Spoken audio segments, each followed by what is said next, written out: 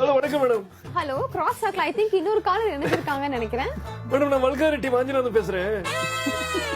ஷார்ட்டா உங்களை எப்படி கூப்பிடுவாங்க? வாவான்னு கூப்பிடுவாங்க மேடம்.